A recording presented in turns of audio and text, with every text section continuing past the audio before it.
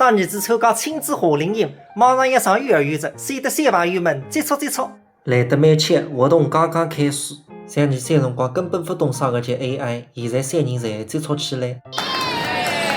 老师发给每个小朋友3张图片，小朋友们拿着这个卡片，用元宝直接拍摄一下，然后问元宝这是什么植物，他就可以告诉你了。那个3个10分我是一家不认得。